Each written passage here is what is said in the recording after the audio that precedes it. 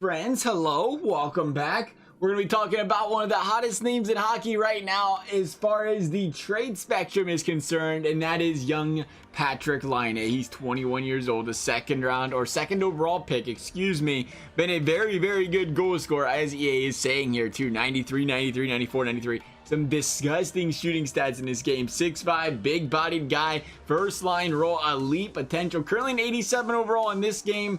But more importantly, is an RFA looking to get paid outside of this game, and there's a lot of trade talk about it. So today we're going to see what teams are willing to give up for Patrik Laine. Now, I thought the trade value bar was going to be a little bit smaller than this. I was wrong. It's completely wrong. It's almost maxed out. One thing we did do different this time around, though, is when we said, let's find a trade, we turned off salary cap to see if that would make a difference here, if that would actually generate more than one trade or two trade for guys. So there's no salary cap. We're looking for just trade value. So let's go ahead here and run the trade simulator. We have 5 trades for young Patrik Laine. Alexander Nylander, we've talked about this before. It looks like when we do trade simulations, it looks like EA didn't realize there's more than 31 teams in the league, and they just go ahead and say, you know what?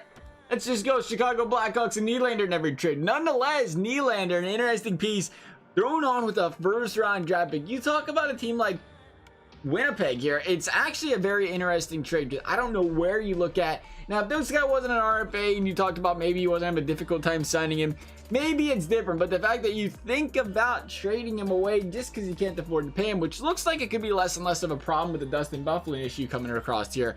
But at the time, it was an issue. And if that is still an issue, you consider, well, then an Alex Nylander guy was taking 6 spots behind Patrik Laine in that same draft. But again, I think you have to stop and say, what's the guy done? This is his 3rd year in the league, and he's really done, you know, well, he put 31 points up last season, 2018, 2019. That's a solid season, actually. 31 points in 49 games played.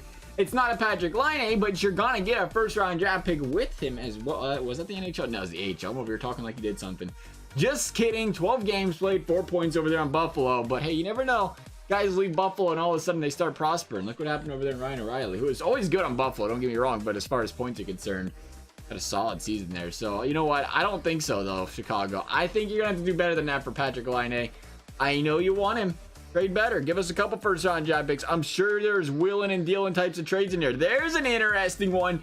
Owen Tippett and 2 first-round picks from Florida. Florida is banking on having a great season this year. What if they don't? What if Florida doesn't have a good season and you just gave up 2 first-round draft picks? Owen Tippett, top 6 potential medium right now, 20 years old, still a young guy. First-round pick in the 2017 draft, 10th overall there. Essentially 3 first-round draft picks for Patrik Laine. Now, this is an interesting one. The problem with Tippett is, well, there's your problem right now. He's 20 years old and he's played an entire 12 games in the AHL, so we'll see what goes on there. But they're willing to throw on 2 first, a second. Patrik Laine, it's important. I think, I don't know why we turned off salary. It still shows the salary next to the names here. I don't see a salary cap status anywhere, so that's good though. I don't know if that's making an impact there or not, that we're not having salary cap on. I'm hoping it does to an extent, because I'm kind of sad that we don't get a lot of trade offers. I really thought when we did the find trade thing, we'd find like 20 trades per player.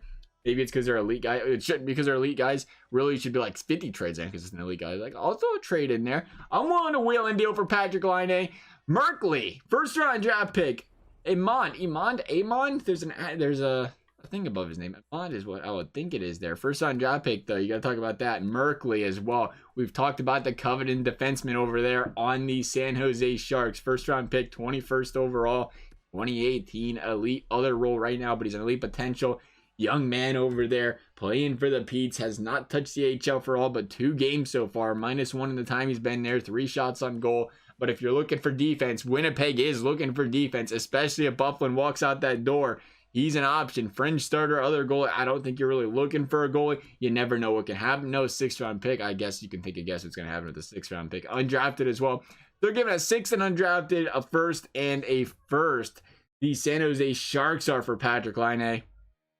I mean, you're Winnipeg and you want defense. I guess you can go down that road. Some say they don't need defense. Some say they will. But you're losing Byfuglien. I think you might want to think about a little bit of defense. I know that offense is very, very nice, especially they're going to be signing Kyle Connor.